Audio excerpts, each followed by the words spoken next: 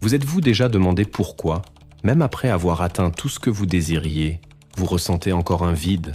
Si le sens de la vie existe réellement, ou s'il n'est qu'une illusion que nous créons pour supporter le néant et le plus troublant. Si tout se termine par la mort, alors pourquoi vivre? Léon Tolstoï, l'un des plus grands écrivains de l'histoire, a vécu ce dilemme avec une intensité telle qu'il a failli en être consumé. Malgré la célébrité, la richesse et une famille aimante, il s'est retrouvé face à un abîme existentiel que rien de ce qu'il avait accompli ne pouvait combler. Il a écrit « Ma vie s'est arrêtée. Je pouvais respirer, marcher, manger, dormir, mais il n'y avait plus de vie en moi. Et ce n'était pas une crise passagère, c'était un tourment qui le faisait se réveiller chaque matin sans voir de raison de continuer à vivre. Son succès ne l'a pas satisfait.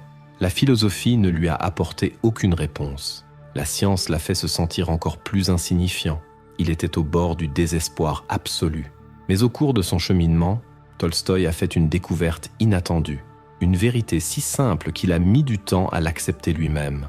Quelque chose qui ne se trouvait ni dans les livres, ni dans les discours des intellectuels, mais dans la vie de ceux dont il ne s'attendait pas à apprendre quoi que ce soit. Cette révélation a bouleversé sa vie, et elle pourrait bien bouleverser la vôtre aussi. À présent, plongeons dans l'esprit de Tolstoï et découvrons comment un homme qui possédait tout a compris qu'en réalité, il n'avait rien, et comment il a trouvé un nouveau sens à sa vie. Léon Tolstoï avait tout ce que la plupart des gens rêvent de conquérir. La célébrité, la fortune, une famille aimante et un héritage littéraire immortalisé dans des œuvres comme Guerre et paix et Anna Karénine. Les intellectuels l'admiraient, le peuple lisait ses histoires avec passion. Son nom était déjà gravé dans l'histoire, mais, ironiquement, c'est précisément à l'apogée de son succès qu'il se retrouva envahi par une angoisse insupportable.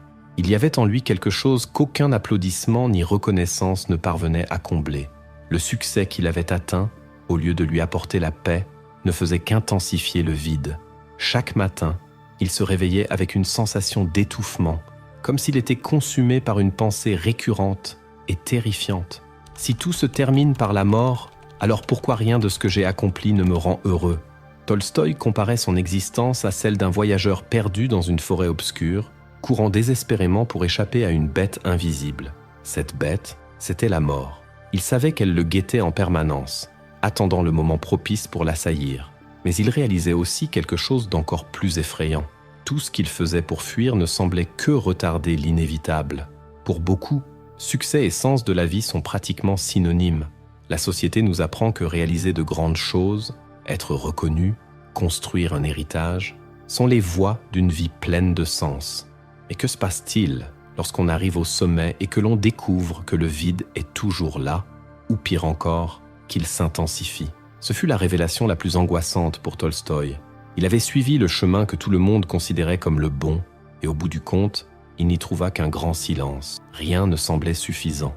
Il réalisa que le bonheur qu'il recherchait semblait toujours se trouver dans un objectif futur, un nouveau livre, un nouveau projet, une nouvelle conquête. Mais une fois son but atteint, la joie était temporaire, comme de l'eau s'échappant entre ses doigts. Cette frustration était dévastatrice, non seulement parce qu'il ne trouvait pas de sens à son existence, mais aussi parce qu'il se rendait compte que ce sentiment était bien plus répandu qu'il ne le pensait.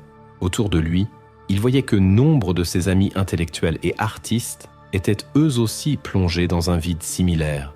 Des personnes qui, en apparence, semblaient tout maîtriser, mais qui, intérieurement, s'effondraient. C'était une souffrance silencieuse, dissimulée sous les apparences du succès. Tolstoï commença à se demander « La vie a-t-elle toujours été ainsi et ne suis-je en train de m'en rendre compte que maintenant ?» Ce doute le plongea dans un cycle de réflexion obsessionnelle.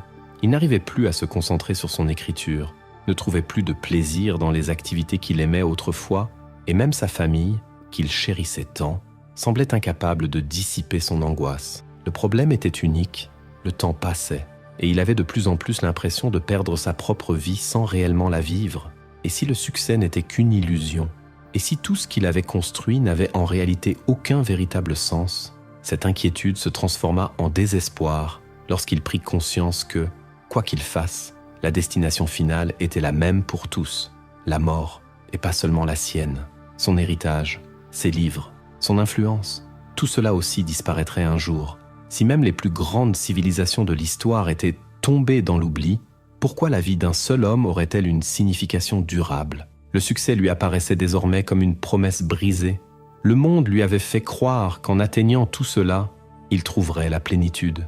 Mais ce qu'il découvrit ne fut qu'un vide de plus en plus profond. Et le pire, maintenant qu'il voyait cette vérité, il n'y avait plus de retour en arrière possible. C'était comme s'il avait ouvert une porte qui ne pourrait plus jamais se refermer. Le doute commença à le ronger.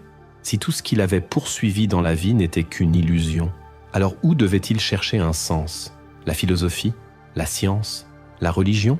Ou bien le seul chemin était-il d'accepter que la vie n'était qu'un absurde dénué d'explications? Sans réponse, Tolstoï entama une nouvelle quête, mais ce qu'il ignorait, c'est que ce voyage allait d'abord le mener vers un abîme encore plus profond avant qu'il ne puisse apercevoir la moindre lueur. Le vide à l'intérieur de Tolstoï n'était pas quelque chose qu'il pouvait simplement ignorer. Il avait besoin de réponses, quelque chose qui expliquerait de manière rationnelle pourquoi la vie valait la peine d'être vécue, pourquoi il devait continuer à exister, même en sachant que tout se terminerait par la mort. Et pour trouver ces réponses, il fit ce que tout grand intellectuel ferait. Il se plongea dans la philosophie. Tolstoï croyait que les plus grands penseurs de l'humanité avaient forcément déjà affronté cette même angoisse et que, quelque part entre les pages des grands traités philosophiques, il trouverait une solution. Il commença alors sa quête. Il lut Platon, Aristote, les existentialistes, les sceptiques, les rationalistes. Il chercha des explications dans la science, l'éthique, la morale, la logique. Mais à sa grande surprise, plus il lisait, plus il se sentait désespéré. La philosophie, au lieu de lui offrir un soulagement, ne faisait qu'approfondir sa crise. Schopenhauer, par exemple, avec son pessimisme implacable, semblait confirmer ses pires craintes. La vie n'était qu'une succession de souffrances sans but ultime. Kant, avec son analyse de la raison pure, montrait que le sens de la vie n'était pas quelque chose qui pouvait être prouvé rationnellement. Nietzsche rejetait toute notion prédéfinie de but et considérait la quête de sens comme une construction humaine. Rien de tout cela ne résolvait le problème. Au contraire, ces idées ne faisaient que renforcer la notion selon laquelle l'existence était un phénomène arbitraire, une pièce sans signification dans un théâtre cosmique. La science fut encore plus brutale. En étudiant la biologie et la physique, Tolstoï découvrit un univers indifférent, régi par des lois froides et impersonnelles. La vie, selon la science, n'était rien de plus qu'une combinaison de processus chimiques et de réactions biologiques, un accident cosmique dénué d'intention ou de signification. La mort n'était pas une transition, mais simplement la fin définitive de tout ce que nous avions un jour été. Tolstoï fut profondément troublé par cette prise de conscience. Si la raison, la science et la philosophie ne pouvaient lui apporter une réponse satisfaisante sur le sens de la vie, alors où la trouver?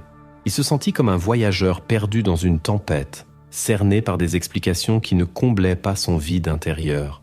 Cette inquiétude ne se limitait pas à une réflexion intellectuelle, elle l'affectait physiquement.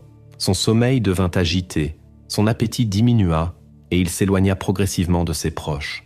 Il se réveillait au milieu de la nuit, envahi par une peur profonde face à l'inéluctabilité du temps. Ses enfants grandiraient, ses petits-enfants viendraient au monde, et un jour, son nom s'effacerait des mémoires.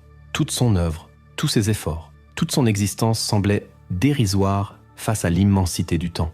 Une question, qu'il redoutait plus que tout, s'imposa à lui. Si au bout du compte, rien de tout cela n'a de véritable importance, pourquoi continuer? Tolstoï ne parvenait plus à échapper à cette pensée accablante. Dans son ouvrage « Confession », il révèle à quel point cette détresse était réelle, au point qu'il prit des précautions pour ne pas se laisser emporter par le désespoir. Ce tourment n'était ni une exagération, ni un simple caprice d'écrivain. C'était une impasse existentielle, une confrontation brutale avec l'absurdité apparente de la vie, qui le poussa à remettre en question jusqu'à l'idée même de poursuivre son chemin. Mais quelque chose en lui résistait, quelque chose qu'il ne parvenait pas à expliquer. Malgré tout son désespoir, il n'arrivait pas à accepter totalement que le sens de la vie ne soit qu'une illusion. Il y avait en lui une intuition qui l'empêchait de renoncer. Qu'était-ce? Un instinct de survie? Une peur irrationnelle de la mort? Ou bien était-il possible qu'il y ait en effet un sens à la vie, mais qu'il le cherchait au mauvais endroit? Tolstoï ne connaissait pas la réponse. Mais le simple fait que ce doute persistait, qu'il ne pouvait pas encore accepter la mort comme seule conclusion possible, signifiait que sa quête n'était pas terminée. Il décida alors de regarder au-delà de la philosophie, de la science et de l'intellectualité. Si les plus grands penseurs du monde n'avaient pas su lui apporter de réponse, peut-être que la solution se trouvait ailleurs, peut-être, tout simplement, cherchait-il un sens là où il ne fallait pas. C'est ainsi qu'il commença à observer ceux qui n'avaient jamais lu Kant, Schopenhauer ou Nietzsche, ceux qui ne possédaient ni grande fortune, ni renommée, ni reconnaissance, ceux qui ne passaient pas des heures plongés dans des questions philosophiques, mais qui, d'une manière ou d'une autre, semblaient vivre avec une paix intérieure qu'ils n'avaient jamais ressentie. Tolstoï était sur le point de découvrir quelque chose qui allait changer sa vie à jamais. Tolstoï se trouvait dans une impasse. Il avait cherché des réponses dans la philosophie, la science et la logique, mais aucune ne parvenait à dissiper son tourment intérieur. Au contraire, plus il réfléchissait, plus son angoisse grandissait. Il avait l'impression que la vie elle-même lui révélait une vérité qu'il refusait d'admettre. Si tout se termine inévitablement, alors quel sens y a-t-il à poursuivre ? Cette pensée le hantait jour et nuit. Il en venait à remettre en question l'intérêt de son travail, de ses relations et de son quotidien. Tout lui semblait appartenir à un cycle dénué de but, une mécanique que l'on suit simplement pour ne pas faire face à l'inévitable. Dans cet état d'esprit, il écrivit « La vie est une énigme cruelle qui s'efface dans le silence ». Peu à peu, il se détourna de ce qui lui procurait autrefois du plaisir. Son enthousiasme pour l'écriture s'amenuisait, il fuyait les discussions profondes et préférait la solitude. Ce qui était le plus troublant, c'était cette impression persistante qu'il n'existait pas d'issue véritable à ce sentiment de vide. Dans Confession, Tolstoï révèle à quel point ce mal-être l'envahissait. Il ressentait une lutte intérieure constante, un poids qui l'accompagnait en permanence. Il évitait certains objets, adoptait de nouvelles habitudes, comme s'il cherchait inconsciemment à se protéger d'une détresse trop lourde à porter. Mais malgré cette spirale d'incertitude, quelque chose en lui résistait. Une force inexplicable et insaisissable l'empêchait de s'abandonner entièrement à ses pensées les plus sombres. Était-ce un instinct profond, une vérité encore voilée, ou simplement l'écho d'une réponse qu'il n'avait pas encore trouvée? Il l'ignorait. Mais cette hésitation, aussi infime soit-elle, fut suffisante pour maintenir une lueur d'espoir dans son obscurité intérieure. Il comprit que, s'il restait en lui quelque chose qui refusait d'abandonner, alors peut-être que sa quête n'était pas terminée. Si les réponses des philosophes ne lui avaient apporté aucune paix et que le suicide ne semblait pas être une véritable solution, il ne lui restait plus qu'une seule alternative, chercher un sens là où il n'avait jamais regardé auparavant. C'est ainsi que Tolstoï commença à observer les gens autour de lui d'une manière différente. Il se mit à prêter attention à ceux qui, sans richesse, sans célébrité ni savoir, semblaient vivre sans être tourmentés par ces questions existentielles. Ces personnes, paysans, ouvriers, cultivateurs, n'éprouvaient pas les mêmes angoisses existentielles.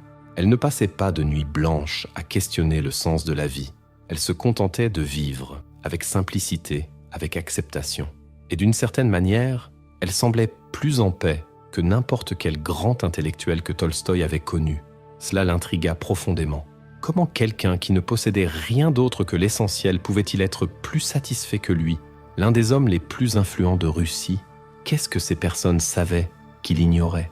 Sans s'en rendre compte, Tolstoï était sur le point de découvrir une vérité qui changerait à jamais sa vision du sens de la vie. Tolstoï a commencé à observer ceux qui n'avaient jamais lu Kant, qui n'avaient jamais débattu de Schopenhauer et qui ne se préoccupaient pas de la logique de Nietzsche. Les paysans, les travailleurs modestes, les artisans. Des gens qui, à première vue, semblaient mener des vies difficiles, sans luxe ni grande réalisation. Mais contrairement aux intellectuels et aux nobles qu'il fréquentait, ces personnes n'étaient pas désespérées. Elles se levaient tôt, travaillaient dur et affrontaient des difficultés quotidiennes, mais sans porter le fardeau écrasant de l'angoisse existentielle.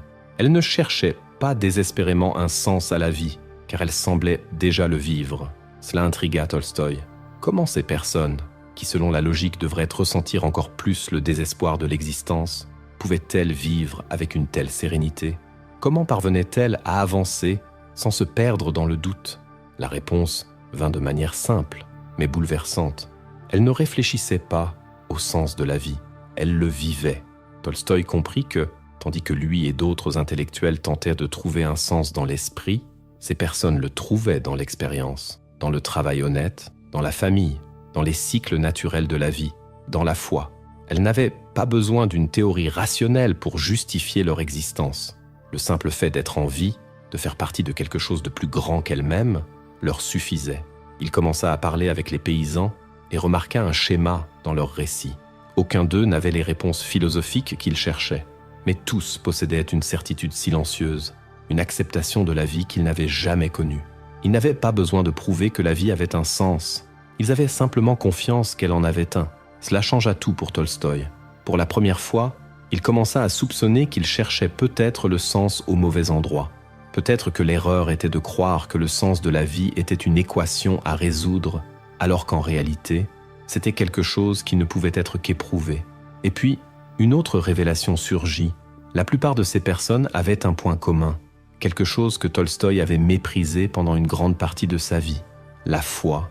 Mais leur foi n'était ni un débat théologique, ni un concept abstrait. C'était une réalité vécue, une confiance naturelle, une connexion avec quelque chose de plus grand qui transcendait la logique. Elle ne se demandait pas si la vie avait un sens, car elle croyait, de manière simple et directe, qu'elle faisait partie de quelque chose de plus vaste. Tolstoï commença à comprendre que sa propre crise existentielle provenait du fait qu'il exigeait une preuve absolue du sens de la vie. Mais que se passerait-il si de telles preuves n'existaient tout simplement pas? Et si le sens de la vie n'était pas quelque chose à découvrir par la raison, mais plutôt à vivre à travers l'abandon? Cette idée commença à transformer sa vision du monde. Pour la première fois depuis des années, Tolstoï éprouva un instant fugace de paix. Il n'avait toujours pas toutes les réponses, mais il commença à saisir qu'il n'en avait peut-être pas besoin. Peut-être que l'erreur résidait précisément dans la tentative de contrôler quelque chose qui ne pourrait jamais être maîtrisé. Et cette réflexion le conduisit à une transformation nouvelle et décisive. Tolstoï, le grand penseur rationnel, l'écrivain brillant qui avait exploré l'âme humaine dans ses œuvres, se retrouva face à une vérité qu'il hésitait à accepter. Peut-être que le sens de la vie n'était pas quelque chose à prouver, mais à vivre. La foi, qu'il avait toujours considérée comme une illusion pour les naïfs, commença à se révéler comme la seule réponse qui faisait sens, mais pas une foi aveugle, imposée par des dogmes ou des traditions vides. Ce que Tolstoï percevait chez les paysans, c'était une foi pratique, une manière de vivre qui n'exigeait pas de preuves logiques, car elle se fondait sur l'expérience même.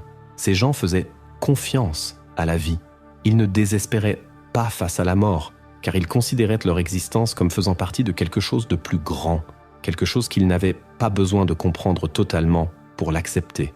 La foi n'était pas pour eux une théorie, mais une pratique quotidienne. Elle se manifestait dans le travail honnête, dans le dévouement à la famille, dans la simplicité de leur existence. Tolstoï, qui avait lu les plus grands philosophes de l'histoire, réalisa qu'aucun d'eux n'avait pu lui offrir la paix qu'un simple paysan ressentait en se levant pour aller travailler au champ. Cela le fit réfléchir. Et si la quête d'un sens absolu était précisément ce qui empêchait les gens de trouver la paix?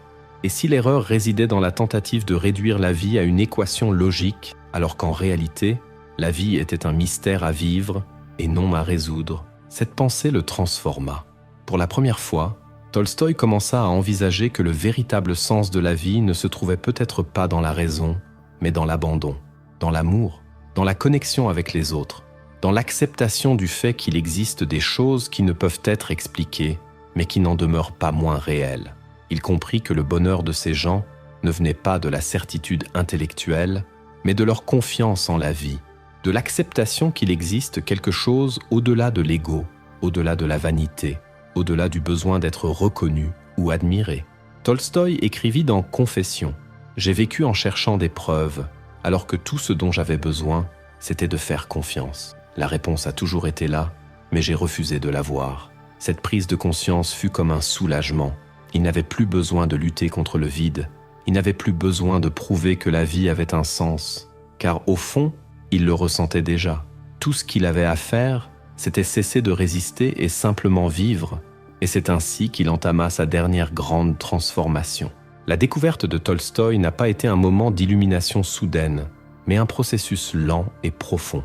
Il comprit que sa vie, jusque-là, avait été fondée sur des réussites extérieures, la célébrité, la richesse, la reconnaissance intellectuelle, mais qu'aucune de ces choses ne lui avait apporté la paix. Désormais, il saisissait que le véritable sens de la vie résidait dans quelque chose de bien plus simple, vivre avec authenticité, aimer sans attendre de récompense, accepter l'existence sans exiger qu'elle ait une justification logique. Cette compréhension changea tout. Tolstoï ne voulait plus être un noble. Il ne souhaitait plus accumuler des biens ni écrire pour impressionner l'élite. Il commença à rejeter tout ce qu'il avait autrefois valorisé. Il se mit à porter des vêtements simples, abandonna le luxe et tenta de donner ses propriétés. Mais sa transformation ne fut pas bien accueillie par tous. Sa famille, habituée à la vie aristocratique, percevait sa nouvelle vision du monde comme une menace. Son épouse, Sofia, fut horrifiée par sa décision de renoncer à la richesse et de mener une vie de simplicité. Leur mariage, autrefois solide, devint un champ de bataille entre deux mondes opposés. Tolstoï, cependant, était déterminé. Il se consacra à des causes humanitaires, aidant les paysans, défendant la non-violence et prônant une vie fondée sur l'humilité et la compassion. Il croyait que l'amour et la foi étaient les seules choses capables de donner un véritable sens à l'existence. Le seul sens de la vie est de servir les autres et de vivre avec amour. Mais sa transformation ne lui apporta pas une paix définitive. Il ressentait encore un conflit intérieur, une impression que, malgré ses nouvelles convictions, il restait prisonnier d'un monde qui ne partageait pas sa vision. À 82 ans, incapable de supporter davantage la tension au sein même de son foyer, il prit une décision radicale. Il s'enfuit. En pleine nuit, Tolstoï quitta sa propriété et entreprit un voyage sans destination précise. Il voulait s'éloigner de tout, de l'argent, des querelles familiales, des attentes de la société. Il désirait vivre ses derniers jours dans une simplicité absolue, comme un homme ordinaire. Mais son corps ne suivait plus sa volonté. Pendant le voyage, il tomba gravement malade et fut retrouvé dans une petite gare à Astapovo. Entouré de quelques amis et d'étrangers, il mourut là, loin du luxe qu'il avait autrefois possédé. Sa fin fut symbolique.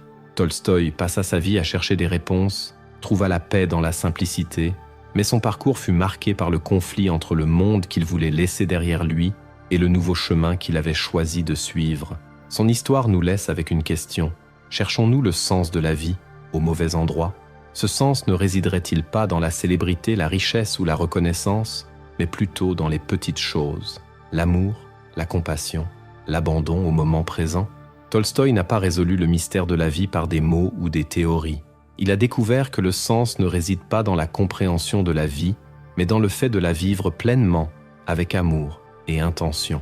L'histoire de Tolstoï n'est pas seulement celle d'un grand écrivain, mais celle d'un homme qui osa affronter la plus grande des questions. Quel est le sens de la vie? Il avait tout ce que la société nous apprend à désirer, le succès, la richesse, le prestige. Et pourtant, il ressentait un profond vide. Lorsqu'il chercha des réponses dans la philosophie et la science, il découvrit que la logique, à elle seule, ne pouvait combler l'âme. Mais c'est en observant les paysans, les travailleurs modestes, ceux qui vivaient sans grandes ambitions intellectuelles, qu'il comprit quelque chose qui allait bouleverser sa vie. Le sens de l'existence ne se trouve pas dans l'intellect, mais dans l'expérience. La paix ne vient ni des théories, ni des succès extérieurs, mais de la façon dont nous vivons le présent, des liens que nous créons, de l'amour que nous partageons. Tolstoï comprit que la vie n'est pas une énigme à résoudre, mais un mystère à vivre. Et c'est cette réflexion que nous vous laissons. Cherchons-nous le sens de la vie au mauvais endroit? Comme Tolstoï, croyons-nous que le bonheur viendra après une nouvelle réussite, une reconnaissance de plus, un succès supplémentaire? Ou bien la réponse a-t-elle toujours été juste devant nous, dans les choses les plus simples? Tolstoï passa sa vie à chercher cette réponse, et à la fin, il découvrit que le sens n'a pas besoin d'être prouvé, seulement ressenti. Peut-être est-ce là le véritable secret de la vie. Si vous êtes arrivé jusqu'ici, félicitations. Cela signifie que le voyage de Tolstoï a touché quelque chose en vous, peut-être un doute ancien, peut-être une inquiétude que vous ne savez pas encore nommer. Mais maintenant, que faire de cette question? Tolstoï a passé sa vie à chercher une réponse absolue, jusqu'à ce qu'il réalise que l'erreur était peut-être justement de vouloir trouver un sens définitif. Et si le sens de la vie n'était pas quelque chose à découvrir, mais quelque chose à vivre, quelque chose qui n'a pas besoin d'être expliqué, seulement ressenti, dans ces petits moments qui passent souvent inaperçus. Alors, je vous pose la question, qu'est-ce qui donne de la valeur à votre vie? C'est une question à laquelle personne ne peut répondre à votre place. Si cette vidéo vous a fait réfléchir, ne gardez pas cette réflexion pour vous. Partagez-la avec quelqu'un qui pourrait ressentir la même angoisse. Diffusons ces idées et ouvrons de nouveaux dialogues. Et bien sûr, n'oubliez pas de vous abonner à la chaîne et de laisser un like. Cela aide à produire plus de vidéos comme celle-ci et permet à ces conversations d'atteindre davantage de personnes. Maintenant, si vous pensez que cette histoire est terminée, détrompez-vous. 2 vidéos apparaissent à l'écran en ce moment. Elles vous laisseront avec encore plus de questions, ou peut-être avec quelques réponses inattendues. Choisissez-en une et poursuivez ce voyage. Mais soyez prévenus, après avoir regardé, il se pourrait bien que vous ne voyiez plus jamais la vie de la même manière. On se retrouve là-bas,